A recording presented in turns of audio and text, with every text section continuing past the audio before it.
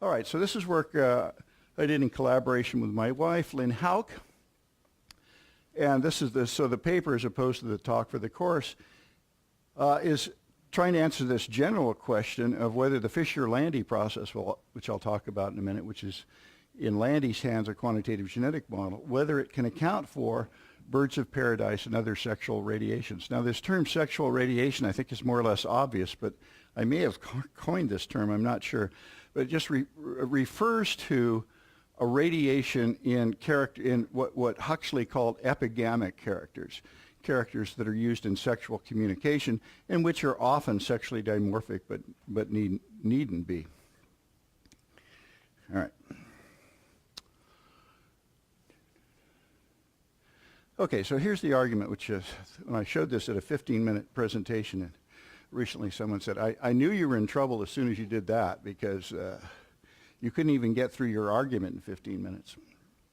Okay, so Fisher-Lande process, the FLP, which we'll talk about, have been successful. I'll talk about that, but the predictions of those models have almost never been tested, which is an interesting thing. We'll talk about why that's so.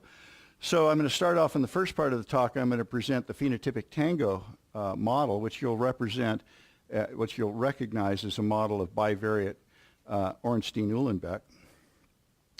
And for reasons I'll go into, while it's more general model and offers improvements over some of the other Lande-esque models from the past, I haven't been able to solve it analytically, and so we have to evaluate its predictions with many of them with simulations.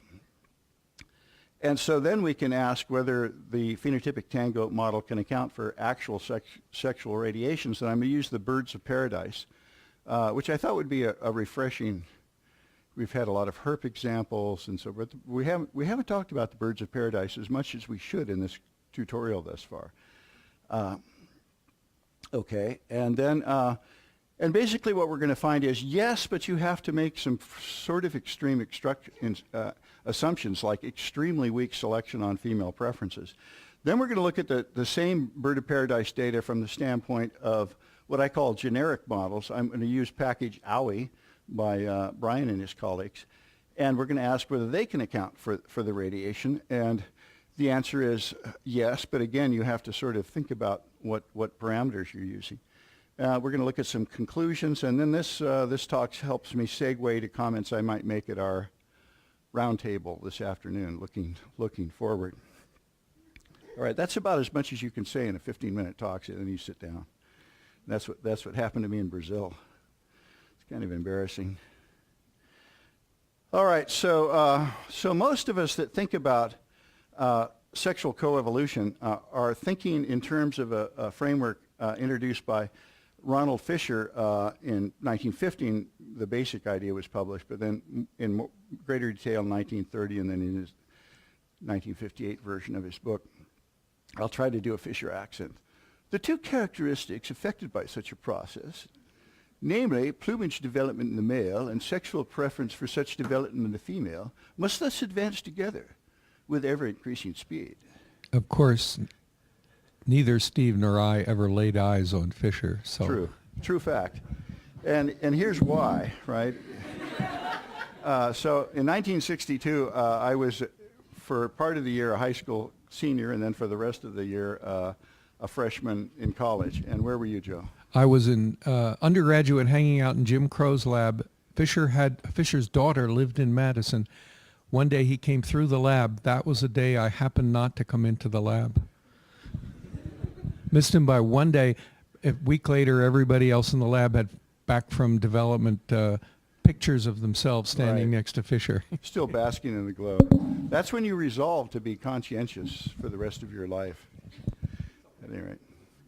Well, anyway, we could talk a lot about Fisher. We haven't talked enough about his beard, though. And so, you know, of all the things I admire about Fisher, I think the beard I admire the most. I miss seeing that. All right. So the reason we call this the Fisher-Lande process is that Fisher's rendition of his ideas is purely verbal. There was never a model published. And Russell Lande shown here. And notice the contrast in beards. I'll bet Russ admires Fisher's beard as well. In any case, Russ published a good version and a very useful version of Fisher's model in 1981. And basically what he did then is, no surprise, he imagines within a population a Gaussian distribution of some ornament. We're going to think of it as tail size. See these tail feathers and our little icons here. And then we imagine he had various versions of preference. This is going to be the absolute preference function, which you imagine that there's a distribution of preferences by which we mean the distribution of most preferred mates in the female population. So a female out here most prefers a male with tail size right there, and then there's a little Gaussian distribution of permissions about, of laxity about that. And then the most preferred mate that's most popular in the female position is here, just a little bit larger than the... Anyway, there's no reason why the distribution, the red distribution could be on the other side. So, but what the model does is look at the evolution and coevolution of those two distributions. There's not enough time to sketch this whole model, and this has been done in the literature. If you haven't seen this before, you can look at the reference. I'm just going to glance at it. Okay, so here are the ingredients, and I'll go through them quickly. What we're imagining is this ornament, this sexually selected character in males, affects male survival, and also because it affects female mating preference, it affects the mating success. Because it affects female preference, it affects the mating success of males in the population. Now, on the female side, preference is based on the ornament in females, but it does not affect the survival or fecundity of the female. We're going to relax that in a minute. Then finally, both traits are heritable, and because of assortative mating and sexual selection on the males, the traits are genetically correlated, and the genetic correlation is maintained. Now, a lot of people attribute this idea here to Fisher, but you will not find that in Fisher's writings. It might have been implicit, but he never actually says that. He just says, they will advance together. Anyway, he probably was thinking in those terms. But I think in 1930, there wasn't much talk of genetic correlation. I don't think there was even a word for it, probably. All right. So in Lande's, what Lande's analysis revealed is that there are two outcomes. And in all 30 versions of this model since that I've tracked, you always get these two outcomes. One is what Fisher was talking about. The runaway is one possibility, in which populations are zooming away at ever-increasing speed away from an unstable line of equilibrium. The other possibility is what I call the walk towards outcome, in which wherever you put population means, bivariate means, they evolve towards this line of stable equilibrium. And once they get there, in an infinite population, they rest on the line. But in a finite population, populations then drift up and down the line forevermore, and you have an ever-expanding Brownian motion process. All right, let me just say this right now, because if you add preferences, if you add sex selection on the preferences, what that tends to do is drive the population towards a particular point on this equilibrium as a stable equilibrium. We are going to make it more interesting by allowing the populations to be finite in size, and so although there will be an equilibrium point, the population will spread along it. All right? All right. So at that equilibrium line, the male traits are in a balance between. So why do you reach that line and stop there as a population mean in an infinite population? You stop there because you've achieved a balance between two opposing forces. A force of viability or natural selection back towards an intermediate optimum that you've specified. We're familiar with that. And then a force in the other direction of sexual selection. And I'm not going to show you a cartoon for that because it's kind of complicated. And so here's the stabilized distribution of male ornaments, and here's the balance struck between those two forces. And then in a finite population, we add an element of instability drift to that, and we smear out the location of the optimum. Okay, so moving beyond the model. So if you look at the model, this is a little hard to see, but you might be able to see it at your desktop. Here's the trait, here's the ornament, here's the preference.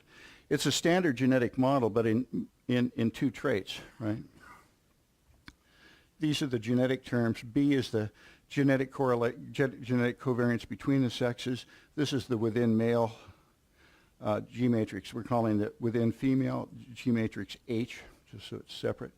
And then here's selection on the ornament, selection on preferences. Now, actually in the model we're going to use, this is two trait vector, 2x2 G matrix, 2x2, 2x2, and this is anyway, two traits. Same version, but then the elements have these little two vector and 2x2 matrix interpretations. We're not going to go into those details. We'd like to, but we don't have time. All right. So what I alluded to is that there's this general failure to, in the community of sexual, how many of us are interested in sexual selection? And yeah. And Amelia too, raise your hand. Yeah, you did okay. So a lot of us are very interested in this, but as a community, we never use these models. And like I say, there's a big family of models doing all sorts of things, having, honest signaling, having sexual conflict, and all sorts of versions of the model, but they virtually are never used, and that is to say they're never connected up or tested with actual data. One of the problems is almost no one has data on preference, and if you've got data on preference, you probably don't have data on preference in multiple populations. So that's one problem. But beyond that, the models are never used to make and test quantitative predictions about ornament evolution, and that's what I'm going to do today. I'm going to try and show a way forward using one, and hence the whole family of quantitative genetic models.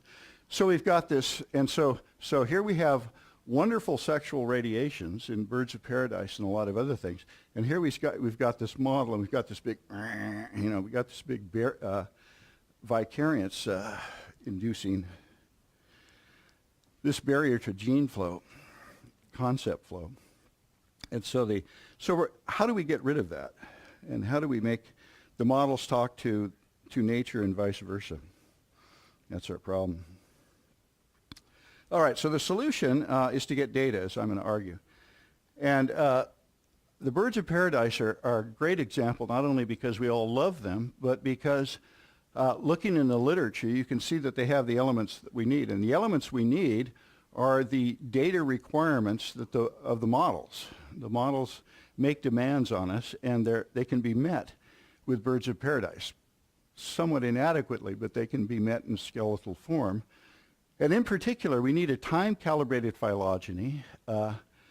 We need to have traits that represent ornaments, display, and female choice based on those traits. In birds of paradise, we have measurements on morphological components, if not on the behavioral ones. So we satisfy that. So what I'm saying is we've got morphological traits that are both display and undoubtedly the focus of female choice. So they make a pretty good test case. So I'm going to show you these elements now. Iristed and colleagues recently published a molecular phylogeny of the entire clade of birds of paradise, and among other things, it's not well calibrated, but it gives us an estimate that the radiation is 23 our expected expectation that we've estimated is a 23 million year old radiation. And whether you think that's younger or older than you expected, the authors thought this was a little bit surprising, and we got so much. So here's some pictures, so much diversification in such a short period of time. We're going to talk about these guys, particular genus, rather than the entire radiation. But this is an incredible radiation, and the people that work on it, I'll tell you about a book that's been published in a minute, claim that this is the iconic example of a sexual radiation. And when you look at the details, it's hard to argue that that anything else is really of this magnitude. Truly incredible. All right, so in this radiation, across the family, across the clade, what we see are male male displays that present the plumage to the female. Here's the female. Here are two males displaying. And a common feature throughout the radiation is that there's a coordinated presentation of features. You can see this posture, which involves the elements of the tail, elements of plumes on the back, elements of spreading the wings. So the males form a static shape. This is by no means the most elaborate one. And then the whole display is multimodal, as Amelia talked about, and as some of you are interested in. There's this component.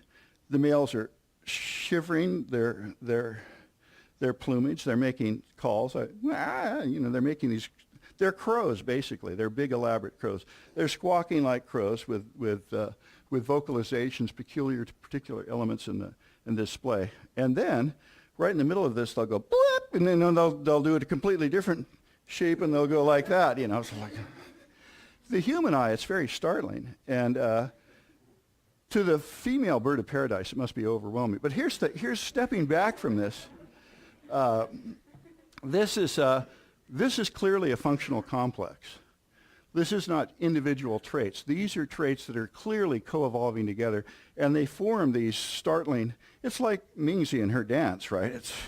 It's a coordinated thing. It's not just the wings. It's the whole package of putting together. It's choreography. It's the morphology. Do you sing when you do your damselfly? No, there's no. It's the damselflies themselves are quiet. Right? Yeah. Anyway, not so here. Not so with these elaborate crows. Okay, so that's my justification for at least going to a bivariate model in which we have two traits, because we're interested in the evolution of integration of trait covariance or correlation. All right, so the slightly extended version of Lande's model that we need to cope with just the standard features of bird of paradise or any sexual radiation is at least two traits, at least two preferences. I'm going to put selection on the preferences because most naturalists say, how could it be selective? So I don't have a problem with that, but I bow to the sentiment in the community that this makes it a little more palatable to many people. And then we're going to make the population size be finite so we won't go to a unique equilibrium. There'll be a cloud of equilibrium values, and hence the possibility of irradiation about a single intermediate optimum. Okay? So think about this. We've talked about Ornstein-Uhlenbeck. We're going to have an OU process in 2 dimensions of male trait space. Just think about the ornament. So there's going to be an equilibrium point, and then a cloud about that produced by selection drift balance. And the question is, can we produce a cloud with realistic parameter values large enough to mimic what we see happening over 23 million years in the birds of paradise? Will that simple model do it? And guess what the answer is? No, it will not. We're going to have to add, we're going to have to do something more. Or we're going to have to make extreme assumptions under these extreme versions of these assumptions, just to go ahead. Okay, our graphical conventions that we'll use for the next few slides is if you think of 2 ornaments, we'll plot so this is actually, I should say, this is average tail length, average wing length, just to pick the two of the traits we're going to look at. Here's the bivariate ornament mean. There's a cloud of genetic values about that. I'm making a nice circular one. We're interested in the evolution of that bivariate mean. And on the same space, we're going to plot the preferences, right? Because they're on the same scale, right? And so there's going to be a bivariate preference mean, always in red, cloud of values about it, say genetic values. And they're going to co-evolve, which, as you will see, means that they're going to sort of evolve together. There's going to be a certain distance between them that sort of represents the equilibrium force of natural selection on the ornament, right? It's going to be proportional to the distance from the preference mean for reasons that are sort of intuitive. And so we'll just represent graphically the results with a line like that. Now, why am I going to show you so many figures? Well, although there's this good news that I've got a more general model than in the past, the bad news is there's no analytical solution, at least one that I haven't been able to produce so far. It's not impossible, we just haven't done it. But we can determine the model's behavior with simulations, and we can learn, and it's not that complicated. So it's, with simulations, you could sort of work through parameter space and get a very good idea of what's going on. And you could even test the quantitative predictions of the model choosing parameters that are realistic. All right, so I like animations. Raise your hand if you like animations. That's not a surprise. It's gratifying, but not a surprise. So, but when I show you the animations, it's going to take a lot of time. I'll flash them up there, but I'm just going to quickly show you some results here. And basically, all the results of the model can be seen in this one 4-panel figure, and you won't be distracted by motion. You won't be mesmerized like a female bird of paradise. If I leave off the, okay. All right, so let's think about just the ornament evolving under pure natural selection, all right? So we take away sexual selection on the ornament, and now we're going to specify that there's a bivariate. So this isn't two space, so this could be wing length and tail length there. And I've drawn, you can barely see it, I've drawn a 95% confidence ellipse for the outcome of the OU process after some large number of generations. That is to say, it's not ever expanding like Brownian motion. The ornament bivariate means you're sort of buzzing about an optimum at the center of that 90% confidence limits. Likewise, if we do the same thing with preference, and here I've let selection on the preferences be weaker than on the ornament, and we can talk about why you might do that. The same process plays itself out if there's no sexual selection on the preferences, just natural selection. And so the preferences are going to be buzzing about their optimum. Now, what we've left out of the model is sexual interaction between the sexes, right? So with these same two parameter values, for the same sets of parameter values in the two sexes, in the next version of the model, we're going to allow sexual selection to interact. Now the preferences, in terms of just forces of selection, experience natural selection just as before, but the male ornament experiences not only natural selection like this, but also sexual selection. Okay, so here's our first model of the FLP, and a very interesting thing happens, and that is, and I've redrawn the two circles here. I've redrawn this sort of optical illusion. They look different in size. These are our expectations under simple natural selection on ornaments, simple natural selection on preferences. And you can see a very interesting thing, and that is, here's a coupled pair of male and female means from a particular population. Many populations get drawn way outside the natural selection 95% confidence limits, right? So if you think about it, if you think about this, I call this the size of the dance floor. I want, Dave, get up here. I know you well. I know you're not going to be threatened by this. This is the line connecting our means. Right. Let's dance about. We're dancing about. And now a bunch of, yeah, you can sit down. Okay, that was embarrassing. All right, so I'm going to do it again. Mingzi, let me dance with Mingzi. Come on, Dave. All right. We're comfortable in our masculinity. Okay, let's dance about. We're dancing about. And now we imagine a big group of us, the whole class like this, representing 35 replicates.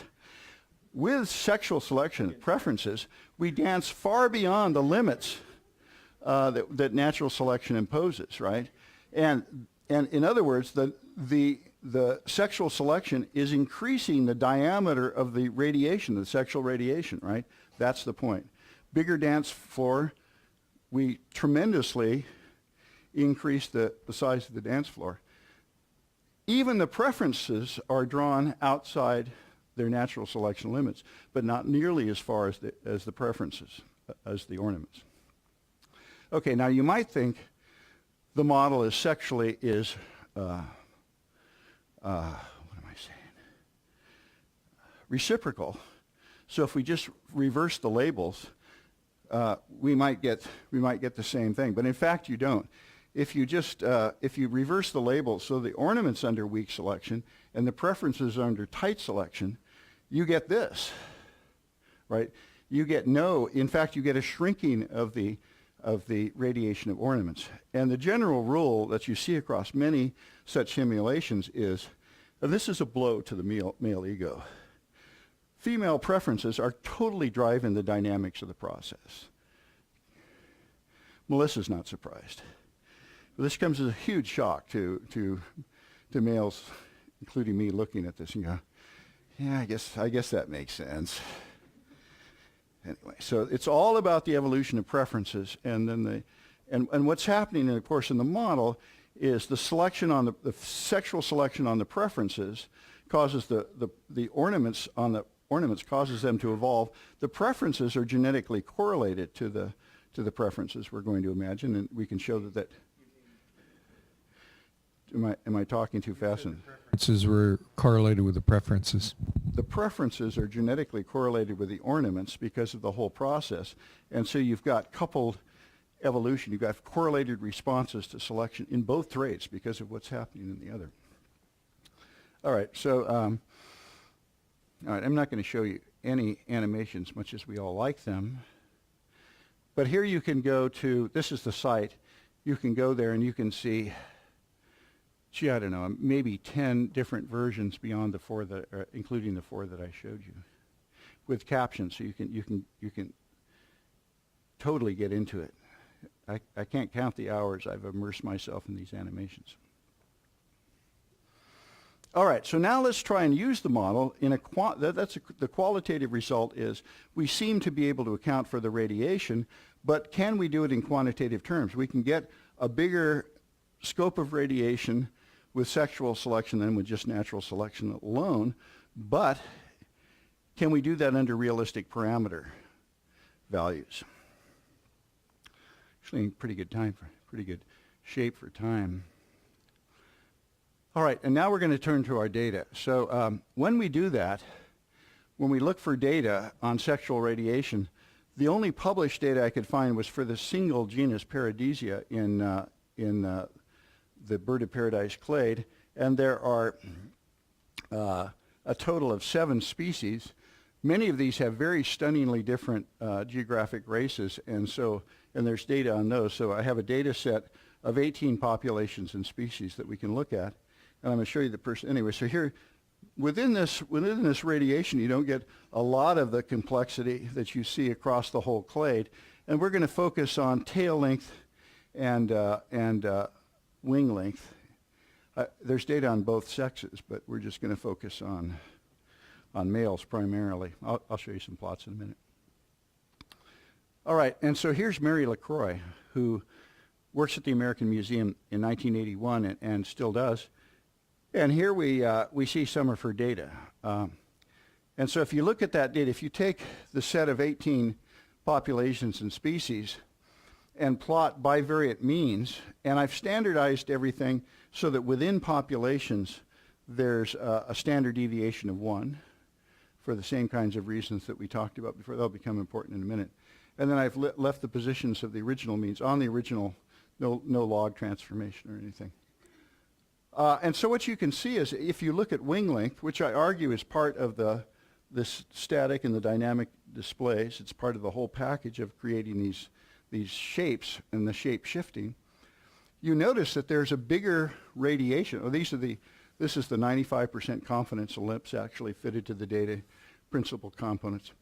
So if you look at wing length as a function of tail length, the radiation in males across, these are just the tip data, across the radiation is larger than the radiation in females.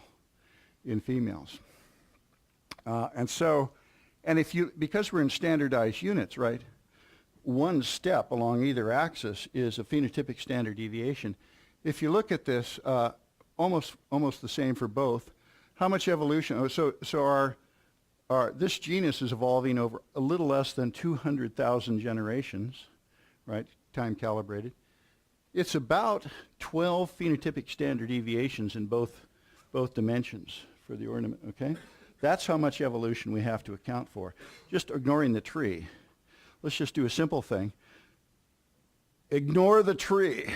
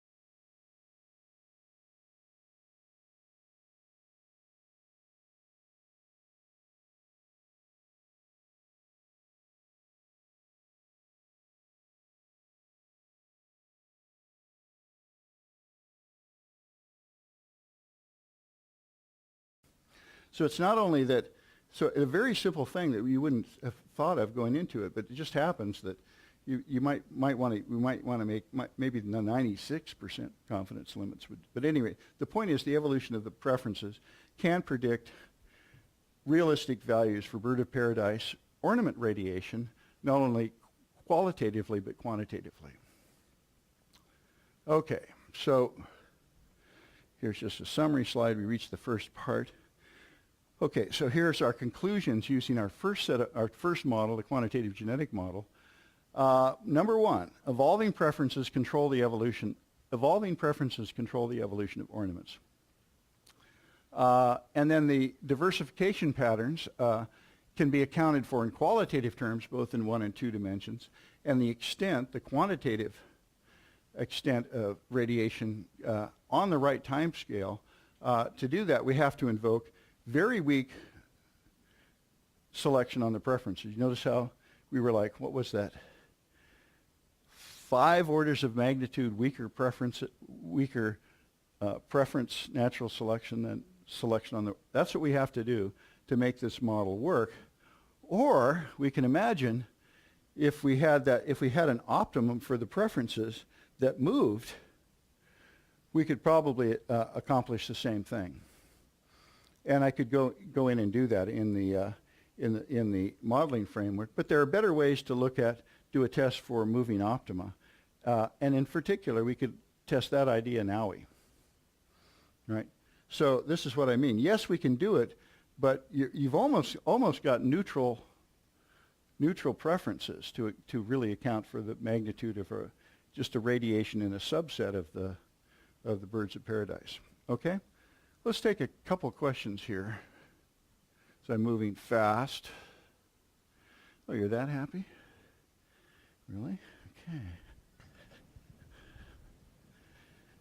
We'll pause again. All right. So now we're going to move to OWI. Okay, and there's good news and there's bad news. One good thing is that we have good analytical solutions, because now we have a generic OU, we have a generic Brownian motion model, we have the solutions to the stochastic dynamics, so that's good. Bad news, at least from our quantitative genetic parameters perspective, is that when we estimate parameters like, remember alpha and sigma squared yesterday, those parameters, as we're going to show in a bit, confound selection, inheritance, and population size. So you get a parameter out, but it doesn't have a straightforward biological meaning or interpretation. But the good news is we can take phylogeny into account. So there's no package like OWI that models the FLP on trees, right? That's why we ignored trees. Now we can stop doing that. We know that's a sin in general, if not always. But now we can get absolution and move forward in a tree-based framework, and we can use likelihood. Actually, we use AIC, which is closely related, to compare our alternative models. So that's cool. All right. So we get different. The other thing we can do is, because of the bad news, second line, we're going to put the models up side by side, and I'm going to show you a little Rosetta Stone. I actually went to high school with a gal named Rosetta Stone, but the one I'll show you today is.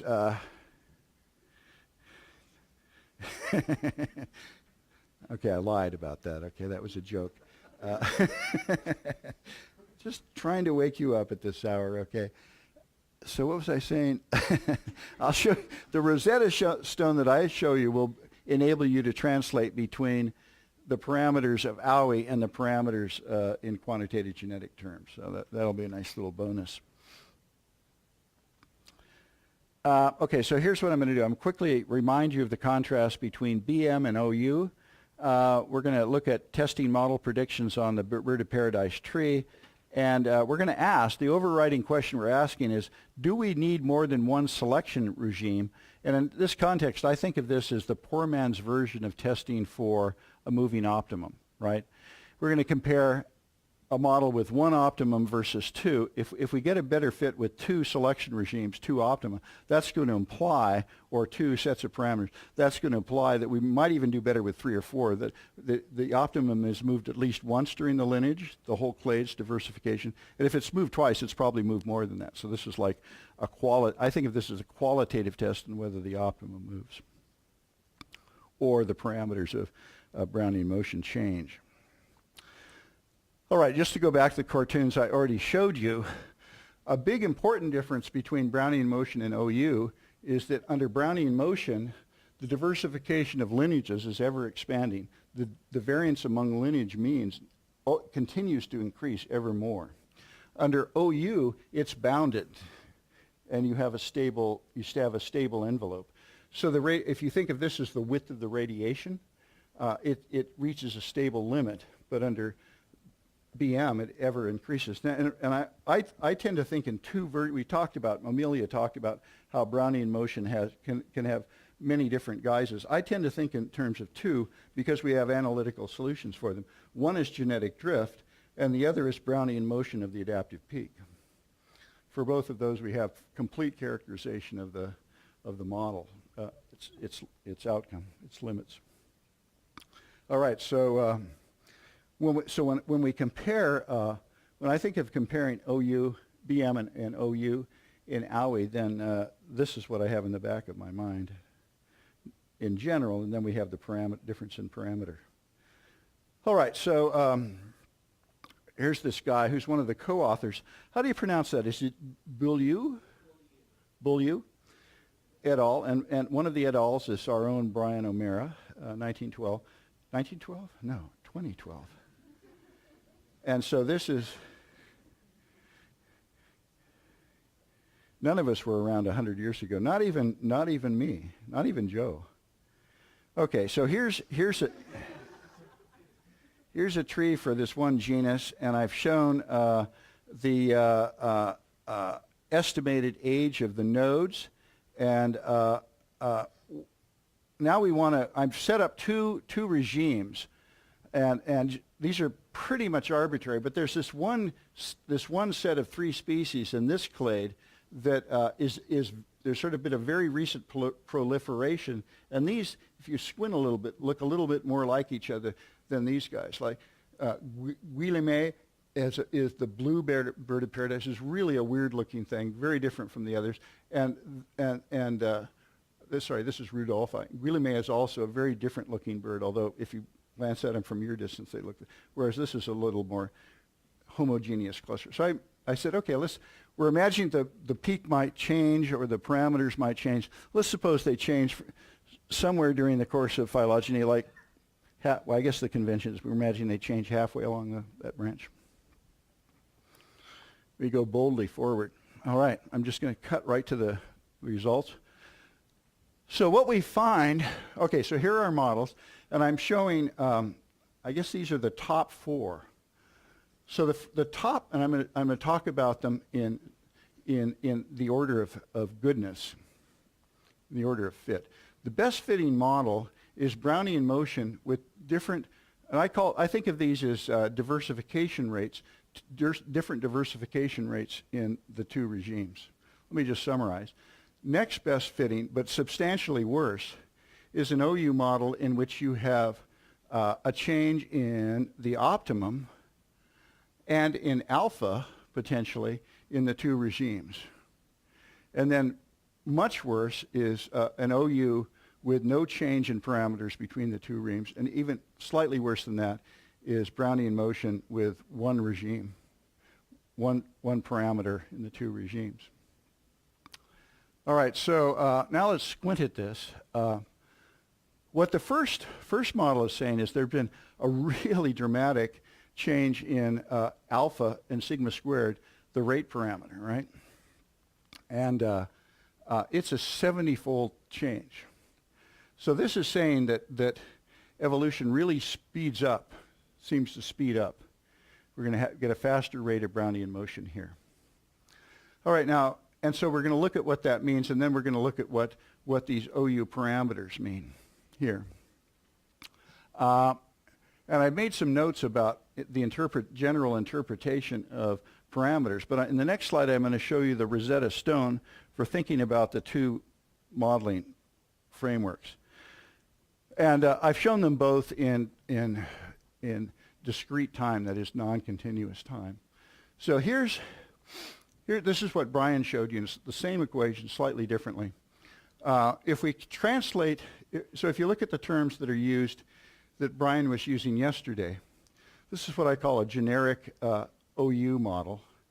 We have a deviation from the optimum and a parameter alpha, which represents the restoring force back towards the optimum. Movement away from the optimum is given by a draw from a normal distribution with a mean of 0 and a variance of sigma squared, right? Now we're going to take exactly the same model and we're going to use quantitative genetic terms for it. And under that model, this is Lande, 1976, we have this deviation from the optimum as before, but instead of alpha, we've got G divided by the width of the adaptive landscape, right? And if we look at the Brownian motion term, the sort of air term, it has a mean of 0, but it has a variance of G over N sub E. So then with these lined up, it's easy to do a little algebra and see that alpha of Brian is equal to G over omega plus P in quantitative genetics terms, and sigma squared is equal to G over N sub E.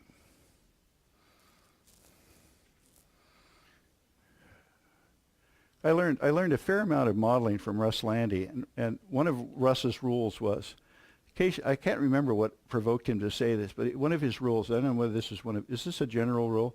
He said, always trust an identity. It's like you get something equal to something else, no squiggles, no approximations. By God, you can trust that.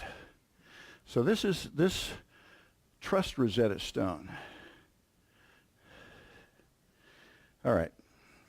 So now we can go back and take the results we were looking at before, the same table, and now we can look at what the parameters that are implied by the solution.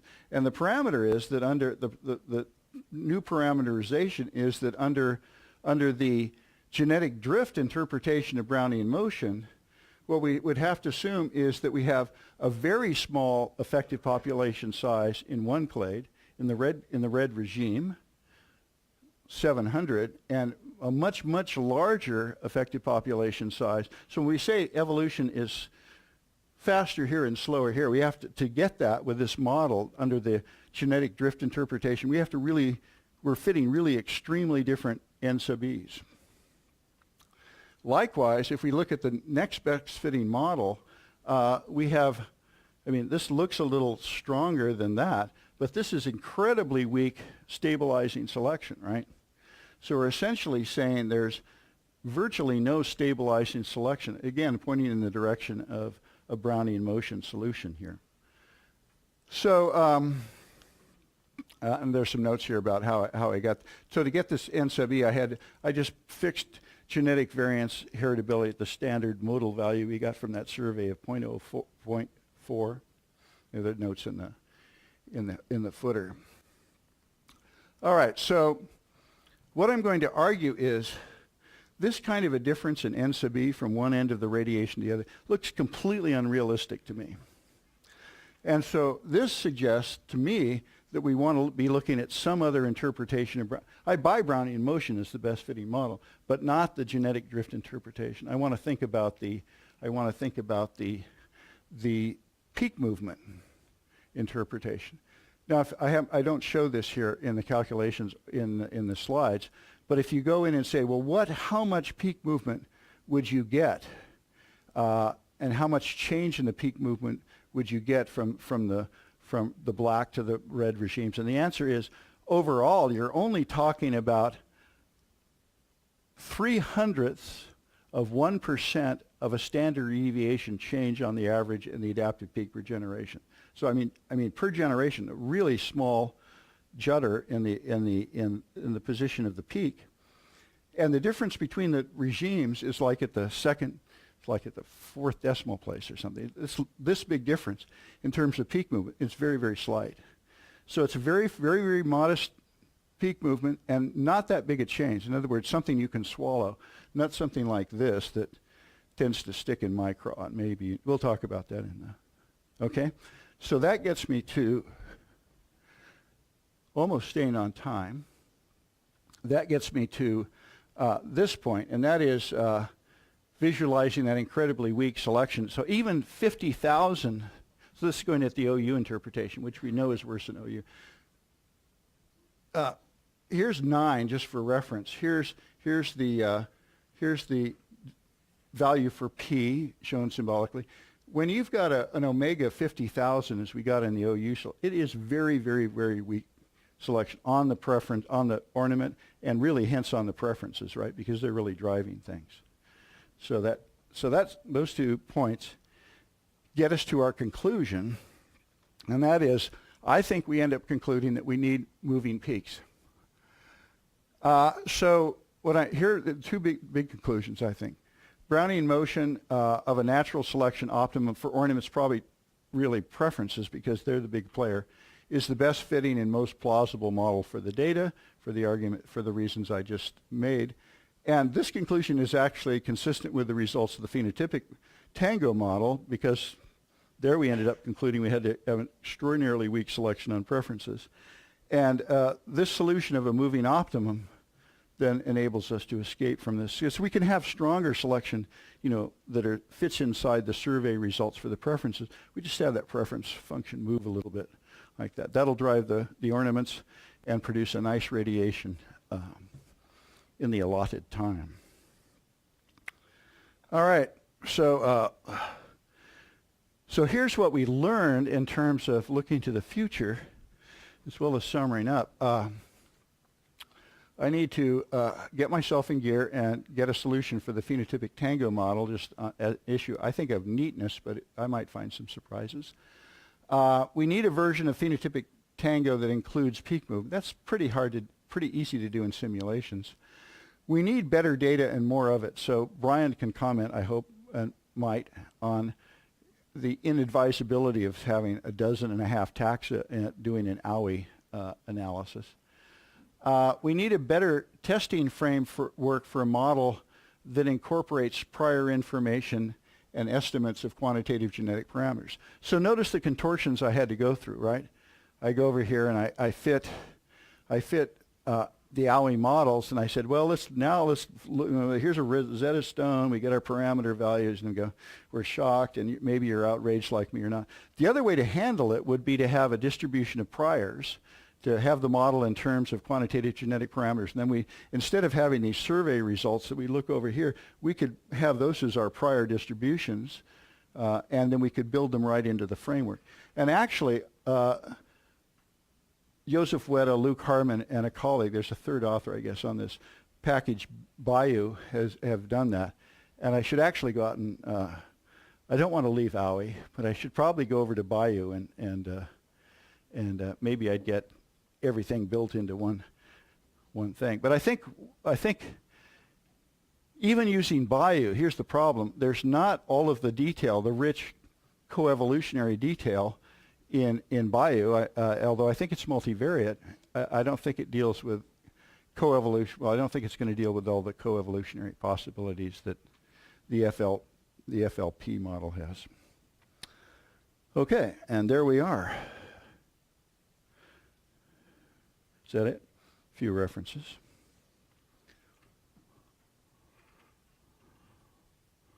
Questions? Where are we in the schedule? Did I eat up my discussion? So who's on that? So, we have 15 more minutes. oh, we do. Okay. No, let's see. Wait. You're right. I'm looking at the wrong day. I meant to pull it out. Yeah, we have 15 more minutes. All right. And I will take up some of it with a question. Okay, the optima for the preferences are moving around. Why? I don't have deep thoughts about that. Yeah. I just wanted to suggest one I know why let me see Yeah. a little bit. So if you think about when you think about the ornament optimum moving, that's a little easier, right? As you imagine you go to a new part of New Guinea and you go, oh, geez, you got a new civet cat here or something, and you can imagine there's now more pressure on the, Yeah, but for the preferences, it's a little harder. well, one can make an explanation, but it's a little bogus, and that is to say some other traits are evolving Yeah. that we're not even bookkeeping here, Uh-huh.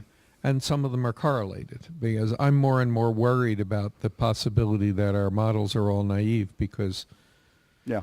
of correlations with other traits doing their own thing and sort of but it would at least for a behavioral trait like that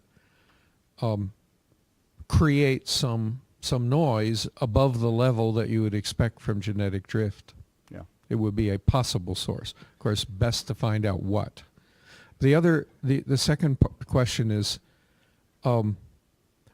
when these things are speciating, there may be character displacement, selection on preferences, maybe on ornaments, to get them away from the other species. And should that also play a role here? It's not the first thing I'd want to build in. I need to read Joel Craycraft reminds me when I talk to him in Brazil that I need to do this. I need to read more on the primary literature on birds of paradise. This is Ernst Mayer's, one of his favorite groups. And so there's a fair amount to read there. There is this wonderful book, oh shoot, I didn't put it in here, by Scholes and Lamont. I think it's 2014. And it summarizes like 7 years of field work on birds of paradise. And you can see them talking about a lot of topics on birds of paradise. So, I mean, it's semi-popular, but that would be the first place to look. We have to add the anecdote that Ernst Mayr, when he was collecting birds of paradise, would, after he worked on each bird, skinned it and all that, he would eat it.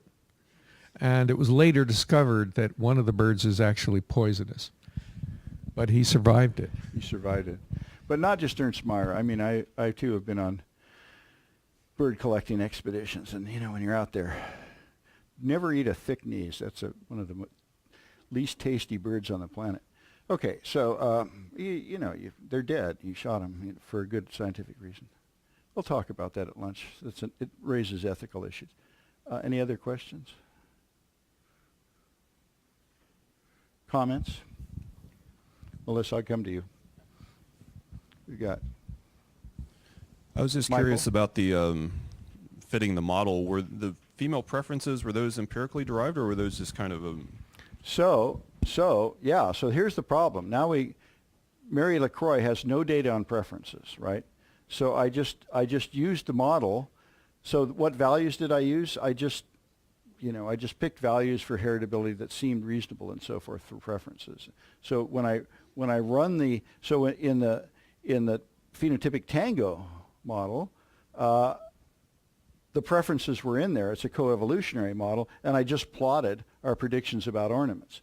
Then when I turned to OWI, I just completely ignored preferences and just looked at ornaments.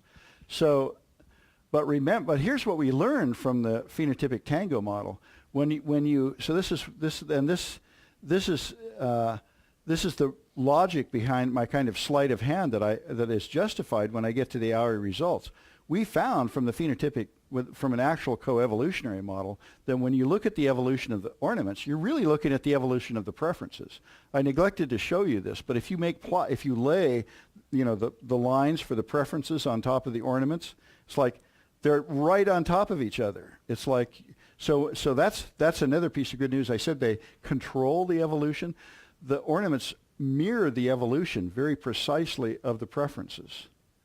So that's very cool, I think, and over a wide parameter range. So the good news is we don't have data on preferences, but you are looking at preference evolution when you look at the ornaments. So that's nice. I think Melissa had her hand up, and then we'll go to Sophia. Wait. I've been keeping track. Yeah. You're just giving it. Okay. I thought we were in a conflict over. Hello, yeah. We're on the same I'm on page, deck. Tyler, right? So this might be naive, which is my new favorite word for saying this might be a stupid question. I'm just going to start saying this might be a naive question. I mean, what we want naive right? questions. Naive question. I mean, the female preference, the optima could change if you think predation is really affecting the ornament. I mean, it makes logical sense to think that the female preference, just like I think in some of the really popular guppy experiments with guppy colors, like coloration, where that changed based off of predation. I mean, it makes sense if in one population the female preference for shorter tails is more optimal because there's such a high predation rate, so Right. she might actually flip. But so you're right. But here's the tricky part. I think what you're talking about is the evolved state of preferences is affected by predation on the ornament. And what we're talking about is direct selection on the preferences. In other words, we're saying that we're imagining, when we say selection on the preferences, we mean within a generation. So we're saying you choose a male at the tail or the tail. So this would work. This would describe direct selection. If it were the case that choosing a male on the tails of that blue distribution means that you put yourself at risk to whatever predators are out there in the woods, then you've got stabilizing selection on the preferences, because you're dying because you're looking for males that are just hard to find, right? That's what we're talking about. So on the female, not even the male being that he would be selected for. So you're talking about the female putting her survival at risk. Your preferences are putting your life at risk directly. I see. Going for certain traits. Or you're producing more offspring. This is a little harder. So there's a literature on this, and the literature in behavioral ecology, this is usually cast as the costs, sometimes the benefits of preferences. That's what it's called. My other question is, so there's really not a lot of, so no one's really done, I guess, like female preference tests on these birds of paradise. I mean, I assume it's really difficult to kind of do that, but no. So there's no like, right. Okay. And in general, across not just vertebrates, but even across most insects, the tests of preference tend to be, you show the female a red feather and a blue feather, and she goes, oh, you like blue, okay. And then, well, that's, you've got a binary choice. You can do a lot of those. You're still far away from having a preference function of the kind we're using in the model. So there are systems, like there's some Swordtails. Swordtails will give you a preference function.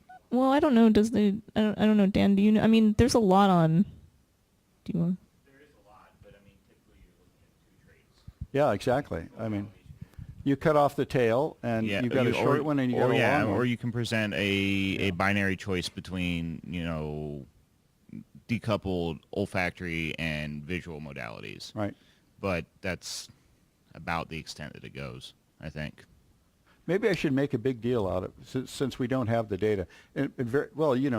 Carrie Shaw has a lot of data on preferences. She talks about coevolution of, her Hawaiian cricket calls and the preferences for them. It's not absent from the literature, but it's so difficult to do that I think it's not going to be cracked it's just a difficult thing to do. And so actually the result, if we can believe it, that ornament evolution is so tightly coupled to preferences that you're essentially looking at the evolution of preferences when you look at ornaments.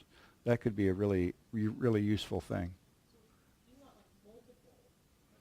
Oh yeah, yeah. I want to trace the evolution of, the preference mean. So we need some way to tease apart, like not just, okay, you don't have, this certain feather. We need a test that will go, you don't have this, and like, so you want multiple traits. Yeah, I want It's like multiple to know. signaling. It doesn't have to be this absolute preference function. It could be open-ended. It could be there are alternative models of preference, and you can redo, the coevolutionary equations under different. Actually, preference schemes don't matter that much. Is what the work shows so far. But whatever your preference, you've got to have some kind of a continuous function or some way to characterize average preference in the female population and to measure its heritability and so forth and so on.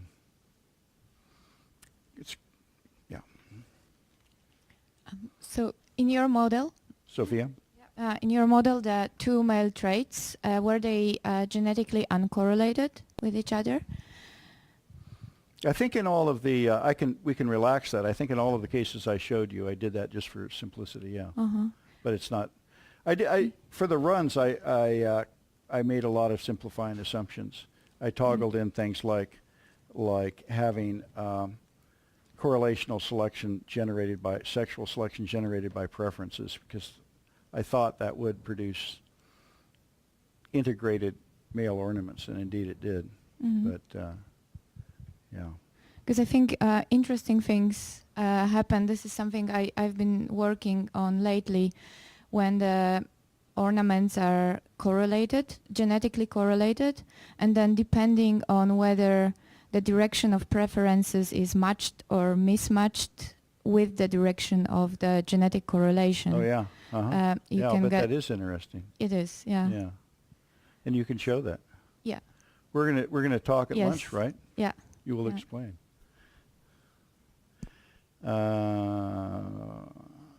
Brian, are you just?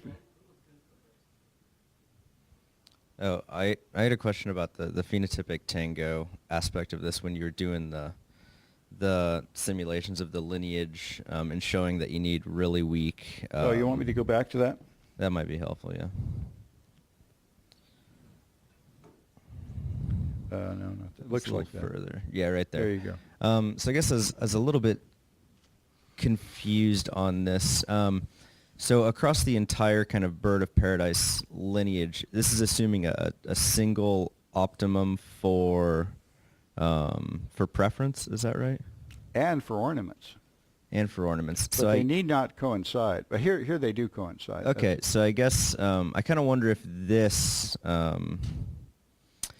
is just an artifact of assuming a single optimum. I mean, I would think the much more realistic case would that, the optimum changes for every lineage. And so if each lineage has its own optimum, then I think, it seems like you could easily arrive at Right. at something where you don't need such unrealistic differences between preference and Right. ornaments. So you're absolutely right, and that would be the model that's in my naturalist head as well. But we're starting with the simplest possible model, a single optimum with the same position for both males and females. I mean for both preferences and ornaments, and we're reaching the conclusion. We end up reaching the conclusion that probably we need something like, if not constant change in. So actually, I don't think we necessarily. So I imagine that the optimum is constantly changing by Brownian motion. Now, whether there's an average difference between, parts of the tree is not so obvious to me. I can imagine that just having the optimum move by Brownian motion would do a pretty good job. And when you look at the two regimes, we had Brownian motion. We fit different parameters in the two means. They look hugely different. But when you go and convert them into how much you're changing the optimum per generation, it's not a big difference. It's like you look and go, wow, that produces a big. So I think almost across the board, I'm being pushed towards a moving optimum, and Brownian motion seems to be an adequate model for that. Remember, this is the conclusion we reach back with the data in very deep evolutionary time. A single OU wasn't going to do it but you end up fitting a Brownian motion model that is almost as good as the one with discrete jumps from an OU band or a white noise band. And so I was a little surprised that would work, but I think what it's saying is OU, Brownian motion of an optimum is a pretty powerful model. Joe loves this result because it helps justify independent contrast under pretty general conditions there. Don't you love that? You're not supposed to love it, but you gain satisfaction from that empirical finding. I love it for that reason. Wow, I'm beginning to channel Joe's deepest thoughts after 5 years of teaching the course together. Some of his deepest thoughts. So one thing Brian? So one thing we talked about briefly yesterday was measurement error, measurement uncertainty. Oh, yeah. And so we're thinking about, like, with your group where you have a faster rate in the nested regime. Yeah. If you include measurement error, that would tend to drop that rate, presumably. Would it? And so that might make the OU things be more realistic because because rather than Yeah. putting all that measurement variance into that rate, you're pulling that out. I'm trying to remember what Mary Lacroix's sample size. For most of these taxa, I think she has, the average is like about 12 measurements, I think. And she actually presents, so here's another thing. She produces, so I've got, if we construe that as measurement error, then I could redo the runs. I probably should talk to you about that. An interesting thing that she never presents is the P matrix within a sex or within a population. I have no idea how the traits are correlated with, it's like 1981 is not that long ago. I think it's still the case that in a lot of systematic work, you present the means, the standard deviation for your traits, but never the variance covariance matrix. So. Yeah. And I bet it wouldn't change your results very much if you did it, by the way. But the measurement yeah, thing. But it might make it a little more realistic. I do want to do it right. I can't draw you as a reviewer though, can I? Probably not. Surely most of the noise within species is not measurement error, but is simple phenotypic variation. Yeah, but that's what, Sampling is limited sample size, basically. Right, yeah. So I guess what I'm imagining isn't the usual practice to use within samples phenotypic variation. You're just calling that measurement error for the. Yeah, we're being sloppy. I was being sloppy, right? It's not measurement error. It's variability in the measurement. Yeah. Right. So was I. Tyler? So I just have a question. You stated that the preference scheme shouldn't matter when we were talking in context of multiple optima. But what if, like, you have a microevolutionary process where you have, as the case with a lot of coevolutionary dynamics, frequency dependence in terms of a particular trait. So some females, if most of the population is long tails, some females might prefer short tails, for instance. And this is occurring across all different species. So would that affect, basically erase any phylogenetic signal? So I think the answer to that is no, not very much. If whatever, so you've got individual females, right? Mm-hmm. And you've got some way of characterizing their preferences, and they might be now here. If you look at this individual female, she most prefers this guy here, and then she has a normal distribution of preferences, of tendencies to mate about that most preferred phenotype, mm-hmm. right? That's absolute preferences, or it could be some other shape, right? But the point is, whatever the shape of the function, there's some single value that you're going to call her preference phenotype. And now we take the distribution of those preference phenotypes within the population, and we say they're normally distributed. Now you're in the Lande framework, right? Whatever the underlying, and so, but some of the force of sexual selection that's exerted by the preferences changes for the different normally distributed modes, but not as much as you'd think. I mean, it doesn't really. So that's what I'm saying. But you'd have to work through the thing to see if any particular model of preference had that tendency to not deviate too much from the three that have been extensively compared. Does that help? It does. But I think it's the fact that it's the distribution of preferences among females that is what's primarily exerting, that has a big effect on how much sexual selection is generated on the male ornament each generation.